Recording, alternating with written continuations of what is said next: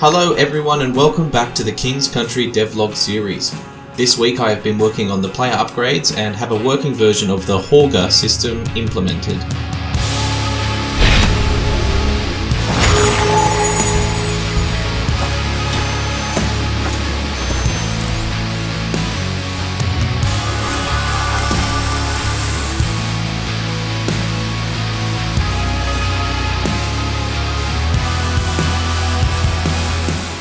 So to start off, I've made some small improvements to the UI. I updated these panel graphics with some more interesting, wild-looking branches, and I think the colours are working better. I also created these button graphics, which are an obvious improvement over the last versions. While we're here, I have also finished the upgrades. So we have the rune upgrade. This increases the amount of energy that is generated from a buffed tree from 5 to 8 every cycle.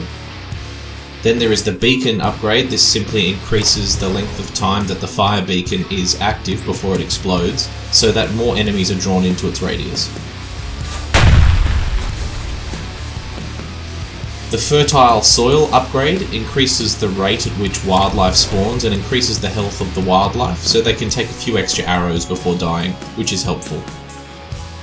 Then we have the populace upgrade, which doubles the population cap for the player. You'll notice the Stormer upgrade is greyed out. This is because I am yet to implement the Stormer tool.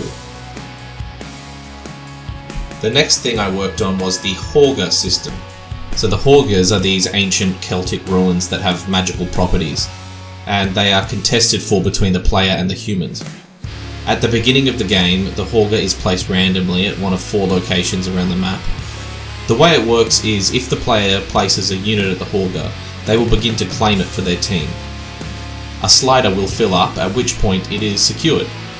This will generate Magen and allow the player to summon 2 additional units, the Huldra, a beautiful woman with wings and a cow's tail that can transform into a watchtower that fires ranged projectiles, and Margaret the Witch. Margaret is a spellcasting unit that has several druidic spells. There can only be 1 Margaret at any one time on the map. So it works the same way for enemy units, however if they manage to claim the Horgr for themselves, all enemies will receive a powerful buff, that is, their speed, health and damage will be increased by 30%. In addition, they will sap Magen from the player until the player claims it back. The purpose for this Horgr system is to encourage the player to spread out and defend multiple areas at once. They might be inclined to create trees around this area with a rune to heal their units while they defend it, which will also spread out their army, requiring them to be more strategic with their unit choice and placement. So I'm noticing during playtesting, when I reach about wave 5, things start to slow down, and there is a noticeable delay with the pathfinding. Sometimes it's close to 3 seconds between me issuing an order and the unit pathfinding there. I think there are a few factors at play here. One would be that there are too many draw calls happening. Each unit has several materials on them rather than one texture. This is simple enough to fix, and I'll do an overhaul on the unit models and materials, so that's fine for now. The frame rate is okay. Another factor would be that I'm using the set destination function with the Unity's inbuilt navigation system rather than calculate path. I have so many navmesh agents in the game all setting their destination every frame or so it's causing the performance to suffer. I'm convinced that I need to switch to the A-star pathfinding project, so that's the next big project I'll be working on. I mentioned in several videos that I would be hopefully releasing a demo by the end of February, and that was pretty much ready to go. However, I've stumbled into a bit of a problem.